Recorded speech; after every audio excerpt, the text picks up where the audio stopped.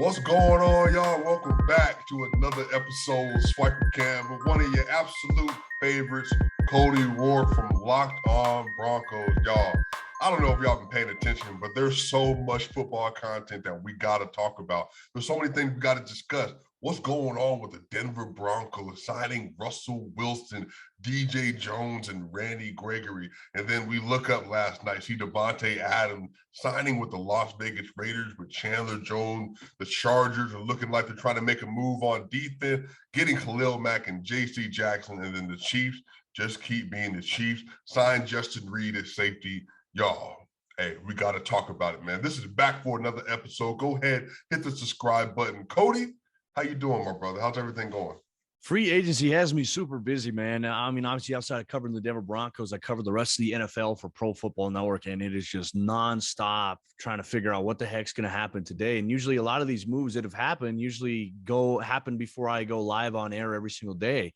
And so it's like, okay, this shifts everything in our show production sheet that we have going on. But as you mentioned, the AFC West right now, it is a blood sport. Like, it is an arms race right now. And man, I tell you what, it's probably right now, I mean, we can say probably the best division on paper, at least in football. And I'm excited to break it all down with you and your audience here today. Man, I'm excited, man. Again, y'all, please go follow Cody on Twitter, follow his work on LockedOn Broncos, and then obviously Pro Football Network as well. He does a great job. Great content he puts out every single day. Make sure you support your content creators that are putting in all the work, doing all the research, doing all the interviews, and make sure you have a quality product. And Cody is definitely one of those people, man. So I really appreciate you making time for us for your second appearance on the channel. Bro, so just give me your honest feedback, man. Like, we had talked previously about the quarterback position for the Denver Broncos, and I'm not going to lie to you, I was completely surprised by the reality that Russell Wilson was even going to be traded to the Denver Broncos. Like, what were your initial reactions when you saw that happen? So, we had just actually, so I'll walk you through the day of the Russell Wilson trade here. This was a wild day for, me personally, in terms of like what are we, shifting and just prioritizing what we're going to talk about on air. But it was the morning of, right? We found out Aaron Rodgers was returning to the Green Bay Packers. We're like, okay, hey, that domino is now falling for the Broncos. So we did a podcast reacting to that. And then we did another podcast that day, bringing on Tim Jenkins to talk about this year's NFL draft class in terms of quarterbacks, what he's looking at, which would be a good fit for Denver. We recorded that podcast. Literally after that, I've got about maybe 7 minutes before I'm on air for Pro Football Network Daily. And all of a sudden, you get the notification. I see it. And it's from Adam Schefter, and I'm reading it. And it said, the Denver Broncos, Seattle Seahawks. I'm like, uh-oh, what does this mean? And then I see the image of Russell Wilson. I was like, man, they just made this big-time trade for Russell Wilson. He's coming to Denver. I was like, we got to throw everything out. Like, there was the excitement there initially, but I'm like, dang, because my podcast was scheduled to premiere in literally 5 minutes. Like, I was like, I got to delete this. This can't publish right now because it doesn't make sense. So I have to go through the whole process of rushing to do it. But then all of a sudden, it's like in a span of just 10 minutes, Broncos country's thoughts on the quarterback position went from doom and gloom to all of a sudden, it's like, wow, we're in a good spot right now, which, I mean, not many fan bases get to understand that feeling. So I think it's a really cool moment for Broncos country. It's just wild. It is wild. And you saw his press conference. He just has this championship pedigree, this demeanor to him that all of a sudden it gives you the belief that, hey, Denver's going to be very serious in 2022, man. I'm excited. I'm excited for Broncos fans. They deserve to be excited here again. After 7 years of the quarterback carousel, it's finally over. Look, and, I've been trying to put this in perspective for people on Twitter, especially just helping them understand the impact that Russell will have on this team. Even from a statistical profile standpoint, over the last 4 years, we're looking at averaging around 3,900 yards passing, really around 34 touchdowns on average. And then again, like around 9 picks, again, is the median and where he's been. He's also been averaging about 450 yards rushing. And again, this isn't an antiquated offense he has been living under. And then on top of that, the offensive line that he had. And again, I think having DK Metcalf, having Tyler Lockett was really good for him than having Chris Carson. But I got to say, I'm making an argument. I think there's a possibility for this offense that he's going to be around now to be the best he's been since at least 2014 when they last went to the Super Bowl. I think the balance they're going to have, having Devante Williams, but then also if they do sign another back, having, even if, Albert Quaybunam, if he does stay the starting tight end, if they don't bring somebody else in, that's a great player. That's somebody who, again, runs a 4.49, big body receiver out of the tight end position. Having Jerry Jeudy, who, and it's interesting, Cody. Like I've been hearing a lot of people when they talk about Jerry Jeudy, they sound so disappointed, and the way they talk about him sometimes it's almost as if they think he's just been like a bust of a player. But I don't know if people understand, like having 5 quarterbacks over your first 2 seasons and having a wildcat quarterback one of those weeks, and then having the inconsistent play, and obviously the ankle injury versus the Giants last year. It's like people have seen Jerry with nothing have 850 yards and 3 touchdowns, and last year he has no touchdowns, and people are like, well, is he still a player that you can rely on? And I'm just like, I don't know if you've seen him run routes in games, like not on air, but in games. Like he was open so often last year. They didn't have the scheme to really maximize his strength. So think about having him with Russell Wilson and Tim Patrick and Cortland Sutton. Look, I honestly think that we are in for an offensive explosion. And again, Peyton Manning was on track to even break his record in that 2014 year of over 55 touchdowns. He was on track to beat that before he got really hurt and started falling off halfway through the season. I think there's an opportunity for Russell Wilson to throw for 40-plus touchdowns this year, just based on the scheme he's going to be in with Nathaniel Hackett. And again, if everybody stays healthy over a 17-game season, a lot of potential to it. No, a ton of potential, as you mentioned too. And I think the biggest thing for Jerry Jeudy that Jerry has to work on, I think it's all just, the drops thing. And, it's not like it's a thing that he just has bad hands. Most of Jerry Jeudy's drops, they're concentration drops. I mean, he's a guy that creates so much separation. He's looking to get upfield before he even has the ball in his hands. He's looking to see, okay, hey, how am I going to stutter and maybe make this DB miss? That is something that I think will be worked out. And I think chemistry will be important. I mean, it's hard to be able to do all that too, Cam, especially when you don't, like you mentioned, all the quarterbacks he's had in his so far 2 seasons going on year 3 in Denver. It's hard to get chemistry with anybody. And even like Teddy Bridgewater, there were times where Teddy Bridgewater's throwing the ball. He's running a crossing pattern. Teddy's throwing the ball behind him, or he's throwing it too far over his head. There were a lot of overthrows. Same thing with Drew Lock in the last couple of years too with him as well. Just there has not been consistency at that position.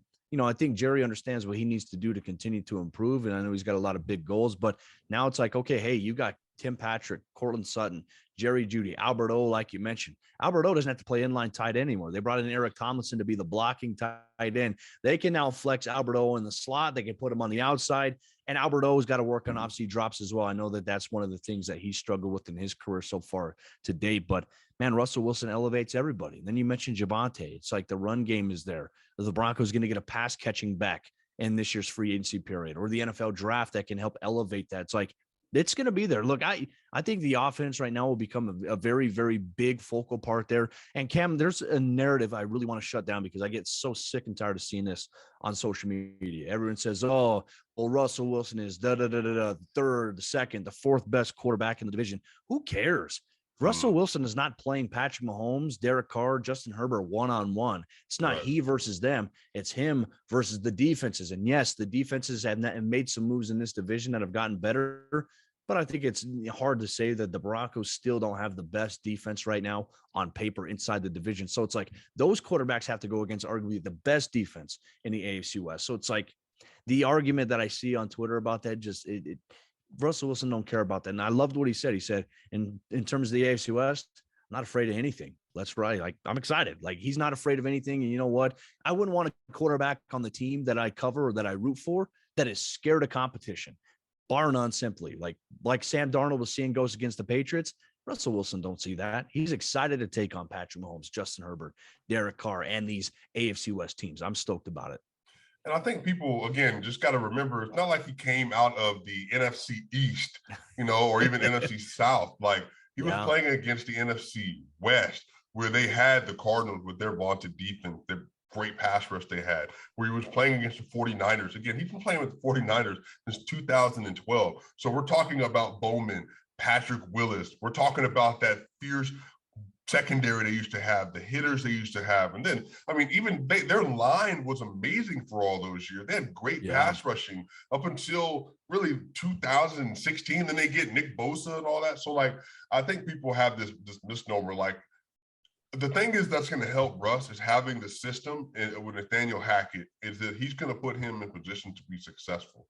and the blocking scheme they will have in place to try to offset some of that pass rush is going to be really critical as well. So I think that, man, I'm just believing that they still need to shore up that right tackle position. Perhaps, maybe they trust Calvin Anderson and Compton to step in and do what they need to do. But, it sounds like they're still looking at least on the fringes for that. I just think that Russell Wilson is going to have so much access to things he hasn't had access to, and having an offense built around his skill set. And once again, the best part about Russell Wilson is obviously his maneuverability, but it's also his deep ball. He's the best deep ball thrower in the NFL. Yeah. So having Courtland Sutton and Tim Patrick and then Jerry Jeudy and KJ Hamler, all viable deep ball options, like I said, whether it's going to be seam, whether it's going to be shallow, whether it's going to be over the intermediate section, he's going to have threats at every single level. And I honestly think, paired with Javonte Williams, who's going to be the best running back he's had, arguably since Marshawn Lynch, as good as Chris Carson was, I just really think there's going to be a lot of opportunity for this offense. And so I want to ask you this. So Dan Orlovsky, one of my favorite analysts, he does NFL Live, works for ESPN, obviously played for the Detroit Lions back in the day and sat behind Matthew Stafford.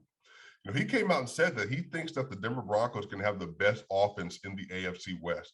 So for you, do you think that's a possibility given the ability to have the air assault, but also the ground attack as well? Or do you maybe see the Chiefs or even the Raiders or Chargers at this point being able to overtake that spot?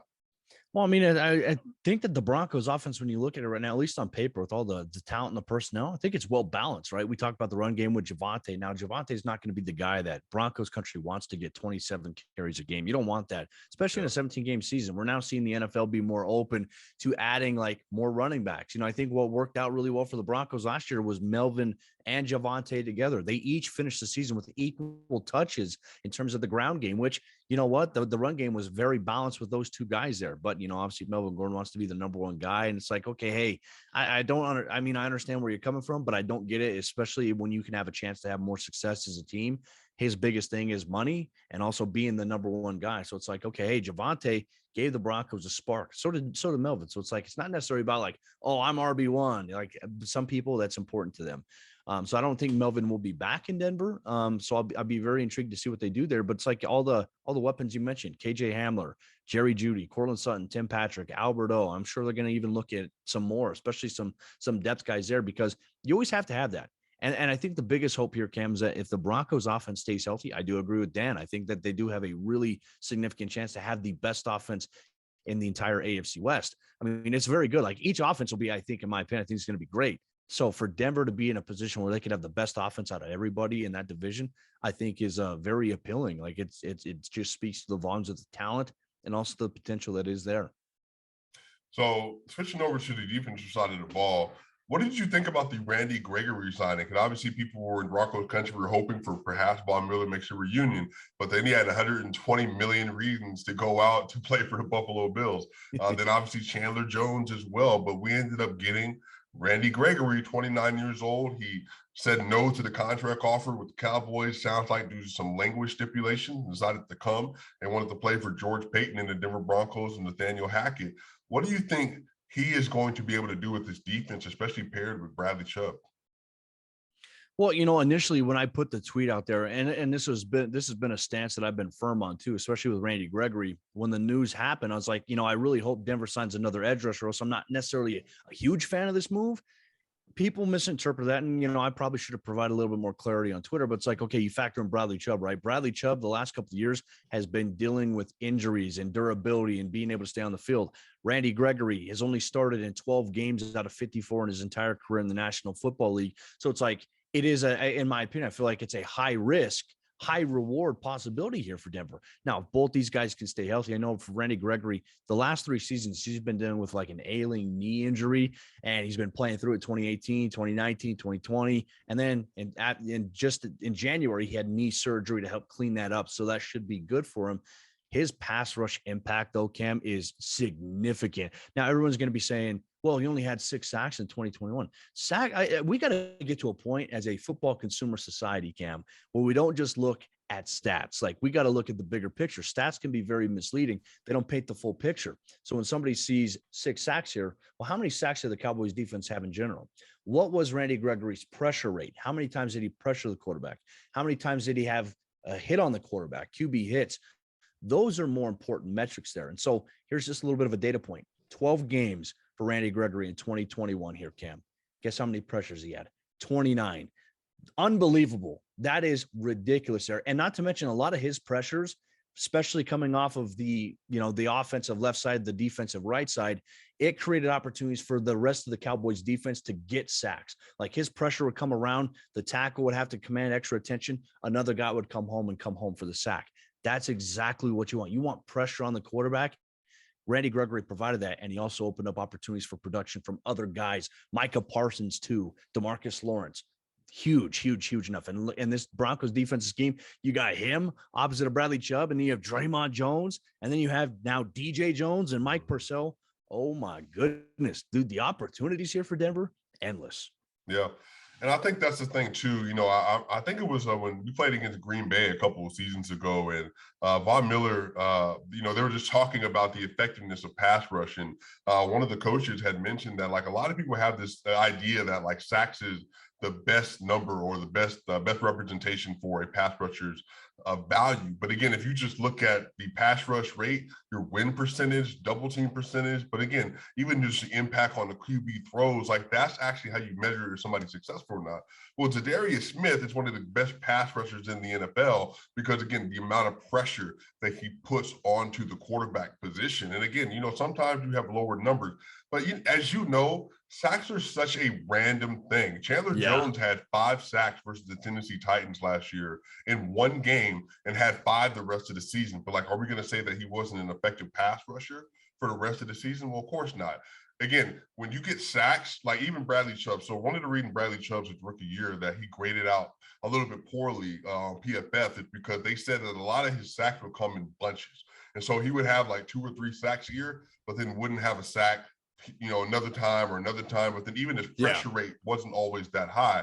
And so I want people to, like, maybe take their eyes off of the candy, right? The candy is like, oh man, look at 14 sacks, 15 sacks, 16 sacks. That's great. But if you and Randy Gregory can put pressure on that left tackle and make him work the entire game, that way by the fourth quarter, he's worn out. They're trying to get back in a game because they're down 14 points because you did your job by bending and not breaking, settling only for field goals, and then having Bradley Chubb be healthy, having DJ Jones, having the pass rush. And again, the new DC for the Denver Broncos said, we send in as many people as we got to send, 4, 5, 6. We getting pressure and we're getting to the quarterback. So having an attack 3-4 system with Randy Gregory coming in nickel packages, I honestly think that it could be revolutionary for what they're going to do. Yeah, which makes, I think, the next point more important. Like, right now, Denver really has to take a look at what the rest of the AFC West is doing right now. Like, they need to address cornerback, and I'm not sure who they're planning on pursuing. I know Isaiah Oliver has been a name that's been thrown out there. I know Bryce Callahan is open to coming back if he gets a fair offer from George Payton and the team here. But, looking at it as well, right now, Denver only has 4 cornerbacks on the roster, Cam. They got PS2, they got Ronald Darby, Michael Ojemudia, who balled out in the regular season finale after missing pretty much the entire season due to an injury. He was really good against Kansas City. And then you have Asang Bassi, who you reclaimed off of waivers. You only have 4 corners on this roster right now. That is simply not going to do it in the AFC West because, if you do lose one of those guys, you are in trouble. So I imagine George Payton, I imagine a free agency. By the time we're still recording this, they haven't made a move yet. But I imagine when it's all said and done, Denver adds at least maybe 2 guys in free agency alone and then in the NFL draft. Yeah, and again, y'all, just to remind you the way that the system's going to work. So it's Ejiro Evero. That's how you pronounce his name, by the way? Just trying to make sure I get it right. Ejiro Evero, yep. Ejiro Evero. So here's the thing. They're playing dime package. So if people don't know what dime package is, that's going to mean you're going to have 1 linebacker on the field and have 6 DBs on the field, 6 of them. All right, so that's going to change the way that you're playing your defense. And so now you need to have players who can play in the slot. Now, if you want to put a safety on there, say you want to put Justin Simmons down or Caden Stearns down. They did that some last year, especially versus Dallas. That's definitely a possibility. But again, they need to even sign another safety, another question I want to ask you about. Do they think are they going to improve with that position, or is Caden Stearns going to slot in there? So with this new scheme they have, they're going to be required to have 6 DBs on the field. But that means you got to have a surplus of corners and safeties available to be able to use that kind of package. Go ahead. Yeah, no, that's spot on. They're going to definitely have to do that. I know that Kareem Jackson has had some talks with the Broncos in terms of potentially coming back. He wants to come back to Denver. I know Justin Simmons would love to have him stay in Denver here. Caden Stearns, they have a lot of hype and a lot of hope into him. And look, I thought that Caden Stearns last year playing in the limited role that he did, I thought he played really well. Now there's some moments, obviously he got and that's what happens when you're a rookie. You're going to get yours sometimes. And even vets like pro guys, sometimes they get beat on certain plays here. But Caden Stearns, for the most part, was very productive, specifically in that dime backer role, coming down and rolling down there, being a guy against the box. I mean, even against the Dallas Cowboys, look, he had the one interception, but he almost had a pick six as well in that game too. He just dropped. It was one of those moments where, I want that one back. Yeah. He is very, very talented. I'm not quite sure where Jamar Johnson fits in the scheme of things here for this Broncos team. I know that he was taken as well in the 5th round alongside Caden Stearns, but Stearns has accelerated his process a little bit more than Jamar has. And look, maybe Jamar's going to be one of those guys that develops for another year or two and then gets a chance really in a critical year for him, especially with some more experience. But now it's almost at the point now where you're looking at it. Denver definitely has to have more safeties. They have to have more DBs. One thing I'm excited about, and look, this is a name I always tell Broncos country, do not sleep on. PJ Locke is one of those guys. He's back this season. He is a very under-the-radar guy. He may even end up playing that Kareem Jackson role and allowing Caden Stearns to stay as that dime kind of piece there. Because if Denver does plan to play a little bit more of the nickel and dime as kind of their base defense this season, you know what? You got to have the dogs to do it. PJ's good. Caden Stearns is good, under the radar name that nobody's talking about. So it's like, okay, the rest of the AFC West, you're going to have fan base saying like, oh yeah, all you have is Justin Simmons. You have Patrick Campbell. We're going to attack the other guys. Those guys are going to make those guys pay. So I'm stoked about it, man. I think all the potential is there for this Broncos team this upcoming season. Well, we talked a little about Randy. Obviously, DJ Jones, going to be a great addition to them. I watched the 49ers tape. I actually like his game a lot. I like his hand placement. I like his footwork. He has very, very, very low leverage coming off the ball. Like, I'm actually really excited to see how he helps to enhance the team. I don't know how much he replaces Shelby Harris in some ways, but what do you think DJ Jones is going to be able to offer this team in particular? I think interior pressure and also just, run stuffing, which, look, here's the deal. The Broncos, they had a very inconsistent run defense last season. There were days where they looked like, okay, hey, they've got it. And then there were games where, they make Darius Johnson the next household name in the National Football League in that game. They just really struggled. And look, I think a big part of it too, when Mike Purcell was dealing with injuries and was, not out there, or the times like, for example, as a D lineman, he had, I think, thumb surgery in a point. So it's like you have to be able to use your hands as a D lineman. I think that impacted him when he did play. So Mike Purcell wasn't as effective, I think, as many Broncos fans had hoped for. And if he can stay fully healthy this upcoming season, you have another anchor there in the interior. But DJ Jones, I don't know if you saw the play against Russell Wilson where he just shucks the interior offensive lineman. He's in Russell Wilson's lap right away. Like, that is a power rusher move on the interior. The Broncos haven't had, I think, an interior presence like this since Pot Roast. And Pot Roast was a big guy. I'm not saying DJ Jones is as big as Pot Roast, but he's more athletic, more elusive, I think, as a defensive lineman, and just as strong as Terrence Knighton used to be when he was a force on the interior. This is a huge move for the Broncos against the run, and if they want to get the interior pass rush against quarterbacks. Oh, and again, y'all, interior pass rushers, unless you're Aaron Donald, like, how good are you? Did you see BJ Reader last year and what he did for the Cincinnati Bengals? Again, he allowed for Trey Hendrickson and the rest of them to be able to get to the quarterback at the rate that they did. So interior pass rush is so important. And so especially on passing down, having Randy Gregory, having Bradley Chubb, it's great. But if you can say, hey, I need you to go after the quarterback, BJ, and then also with Draymond Jones, maybe he continues to put it together. I'm telling you, man, great front four. Very excited for them. Yeah, so, me too. Here's my thing. So the rest of the AFC West is obviously loading up. So I want to ask you this first, and then we can work through the rest of the team. What has been your favorite addition, 2, 3, or just your number one addition so far from the Chargers, the Chiefs, and now from the Las Vegas Raiders? Well, I think the JC Jackson one for the Chargers is huge. I mean, that was kind of like the one that wasn't really a surprise because everybody was talking about it. I think the Khalil Mack trade was a little bit of a surprise. And look, I understand the appeal of it. Here's the deal.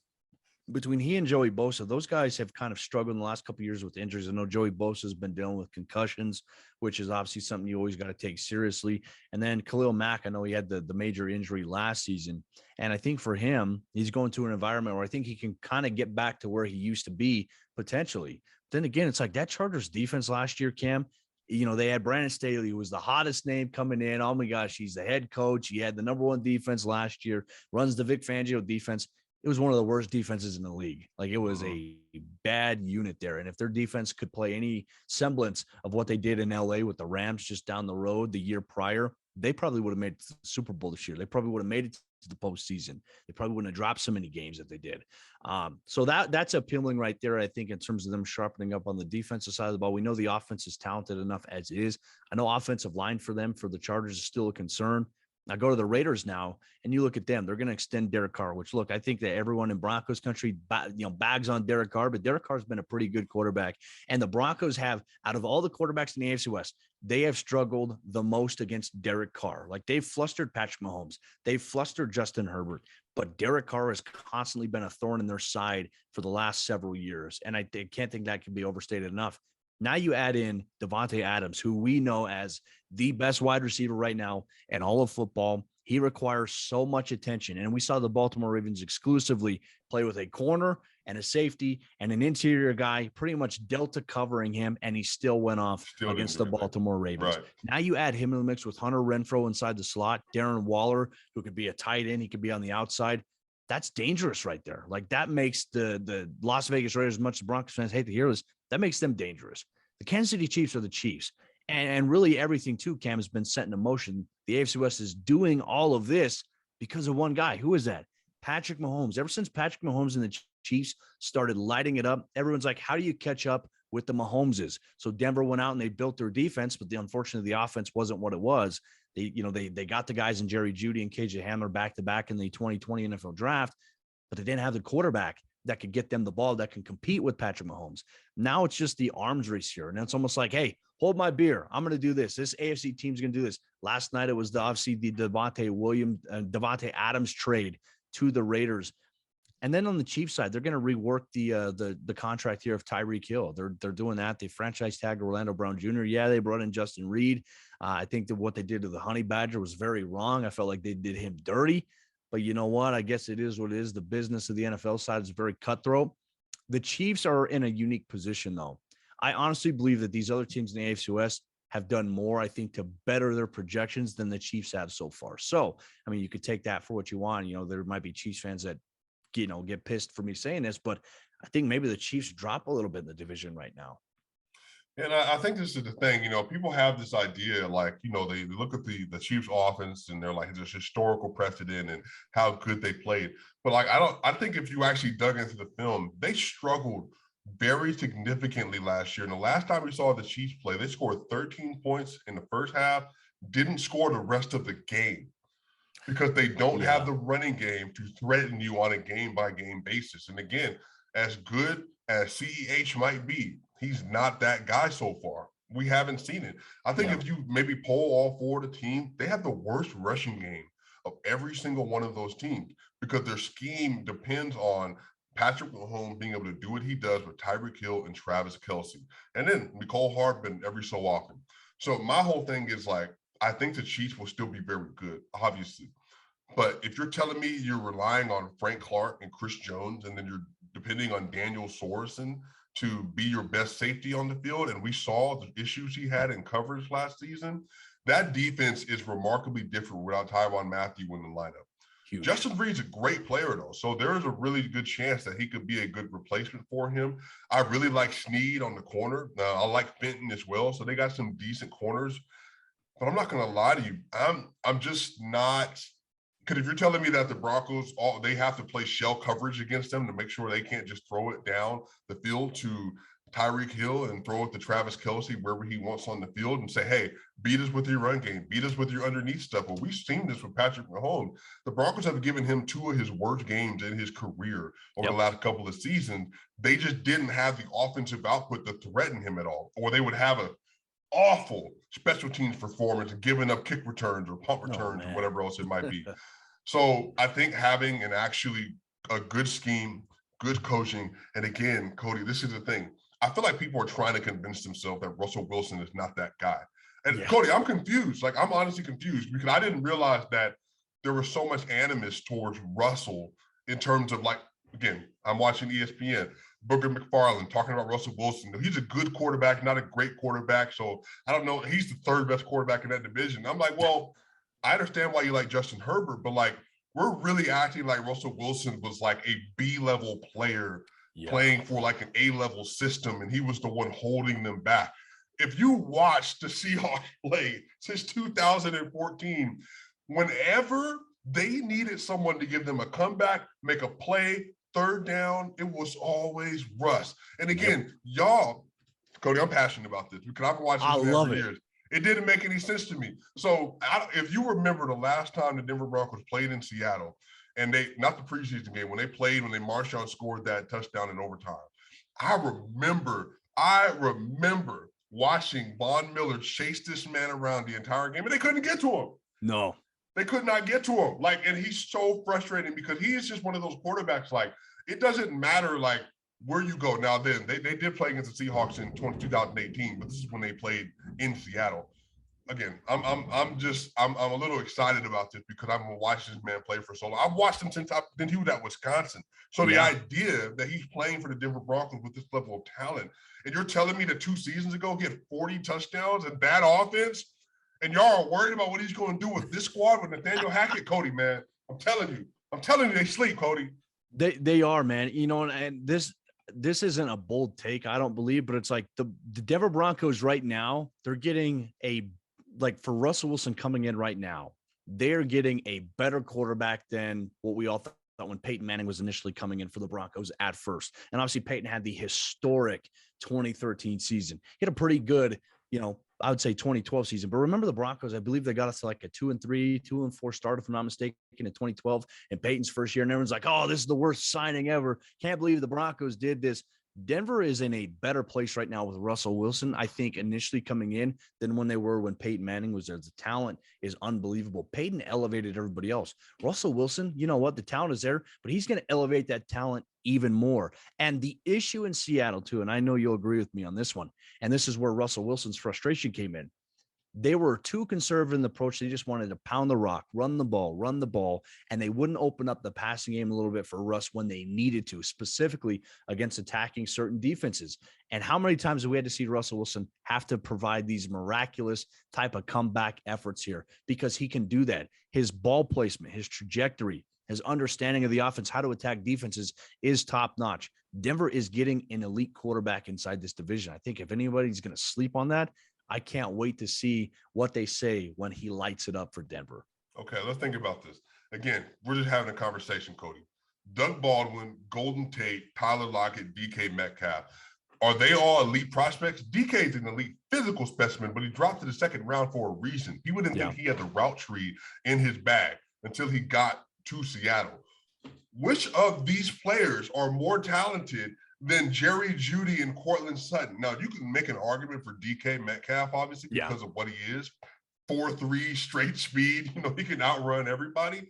But Cortland Sutton was in the Pro Bowl not too long ago until he tore his ACL. Jerry Jeudy is one of the best receiving prospects we've ever seen, and he's still been very good with the Denver Broncos. And Tim Patrick is a very good receiver. Very good, too. Maybe the best 3 in the NFL. So this is my thing. Like, if you think that he elevated Doug Baldwin and elevated Golden Tate and Tyler Lockett, what do you think he's going to do with Jerry Jeudy, Cortland Sutton, and Tim Patrick? So, like I'm saying, like I don't understand people looking at Cody, and it like legitimately frustrates me. Well, and I think like you said, you make the argument. I think you look at Tyler Lockett, DK Metcalf; those guys are unbelievable wide receivers. They're very good. I think they're very talented in terms of their one and their two receivers. Denver at this point, I think, has more talent in a sense, right? Those guys are very talented. You have two very talented guys.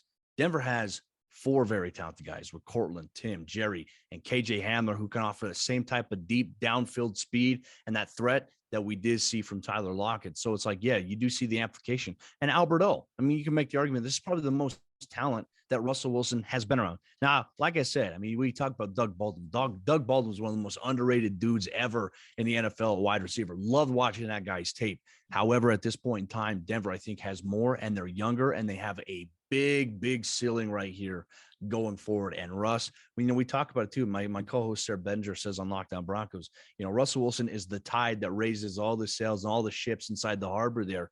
This is very, very true here. And with all the talent around him, I worry for the NFL. I think it's gonna be a bloodbath, my friend. But right. Russell Wilson will elevate the Denver Broncos into something very special. Right. So, and then in particular, switching to the rest of the AFC West. So, what do you think about the addition of Devante Adams for a first-round pick and a second-round pick for the Las Vegas Raiders? Do you feel like that's really going to enhance what they do offensively?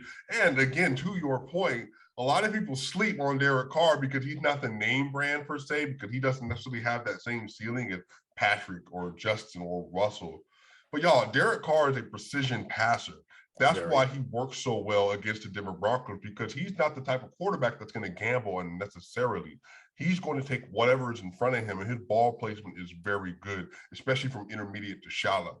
So how do you feel like Devante Adams is going to enhance them offensively? But they got weapons galore. And look, they're even getting Kenyon Drake. He's going to be coming off that fractured ankle that he had. So it's going to be he and Josh Jacobs again. And we know that Kenyon Drake firsthand hurt the Broncos early on in the season, especially with the wheel routes in the passing game at running back. But then you factor in, okay, yeah, you have Darren Waller, you have Hunter Renfrow. You have Devante Adams, but you also have Brian Edwards, who's also just a pretty damn good wide receiver. Like, they have talent. And then I don't know, I'm not sure if they brought back Foster Moreau or not at this point, but even he's a solid blocking tight end for them.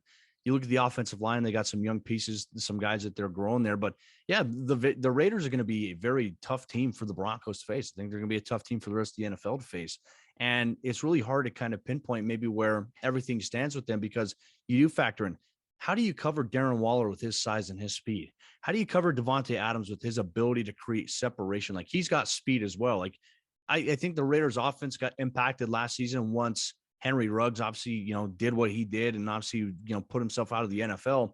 Their offense really struggled after that.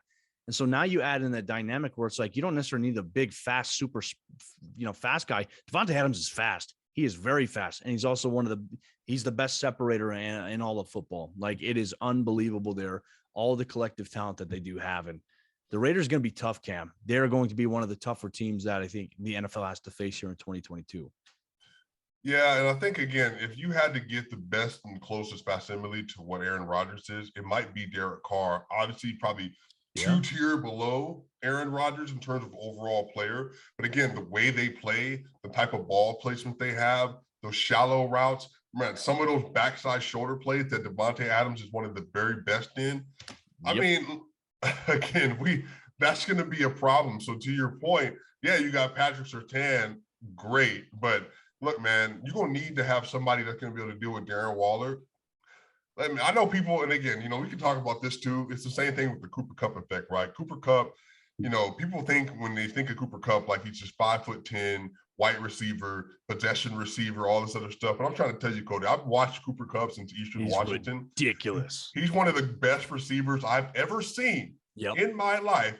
And then if you give that kind of player a quarterback who knows what they're doing with the football and they have that kind of chemistry, you get a historical season. So Hunter Renfrow might not be as tall, might not be as fast, but he's quicker and he's shifty. He plays with all heart. There's a reason Deshaun Watson went to him in the national championship all those years ago. There's a reason he had all those targets for the Raiders last year. Hunter Renfrow is going to be an issue. So having Darren Waller, having Hunter Renfrow, having Devante Adams on the field at the same time with that thrower of the football. Now, My question is for you defensively, outside of Max Crosby and Chandler Jones, do you feel like they're going to be able to put enough, like a competent defense on the field? Well, it depends on what they do at cornerback. There's some talks right now as we're recording this that Stephon Gilmore's in the mix, which I was like, man, Denver needs to go get out like a Stephon Gilmore. I think that'd be a great move to counteract Devante Adams, but they get him. It's like, okay, there is that piece there. We know Nate Hobbs really rolls up for them a little bit last season. They lost Casey Hayward to the Atlanta Falcons. I think they'll focus in this year's NFL draft. I think they'll focus a little bit on cornerback to be able to do that. But, obviously for them, they're going to have to wait a little bit because, the Green Bay Packers getting some of that necessary capital back there. To my understanding, I believe that Green Bay swapped their first with the Raiders. So I think that the Raiders still get a first, if I'm not mistaken. I'll have to double check on that. But cornerback will have to be huge. Safety is a little bit of another concern there. Now, at linebacker, they did have Divine Diablo. He actually started working his way into the inside linebacker position and made things happen for them. So I don't know, my man. I think all the opportunities are there for them. They're gonna keep growing, but it's like, man, when you add in that presence there of, you have Crosby and Chandler Jones, that's ridiculous right there. If they can bolster and beefing up that defensive interior, the linebacker play, I think, will be very solid and very disciplined for them. The back end of the secondary, you definitely got to worry about that a little bit. So we'll see how things go, man. I think it's wide open. Yeah. All right. Last question for you with this. So in terms of, if you had to say your prediction is, if you just had to give an early prediction for how you think the Denver Broncos fare next season, what do you think is a good kind of estimation for where they might end up record-wise based on what they've accumulated so far before the end of the free agent period and before the draft actually happens? I mean, if I had to project right now, I'd say best case, I think they could be a favorite to win the AFC West. I'd say worst case, I'd be shocked if they finished, worse than third. I think that collectively Denver has a better overall roster than I think the Raiders at this point. But you factor in, it's like, what are you going to get from the offense? What are you going to get from the defense? I think on paper right now, Denver's best is going to be first. Worst, in my opinion, is going to be third. Yeah. Yeah. Well, man, I'm excited, yo. I'm excited for the season. I'm excited to see how the rest of free agency shapes out. I mean, Cody, obviously want to have you involved on the channel because I know people love hearing from you and just trying to make sure we're keeping up with all this crazy news. So yes, sir. I appreciate you making the time, y'all. Please hit the subscribe button. Let us know what your thoughts in the comment section, where you stand with everything. What are you thinking? Because you know what? We got a lot more to talk about. Hey, y'all, this has been great. Wonderful episode, and we will see y'all soon.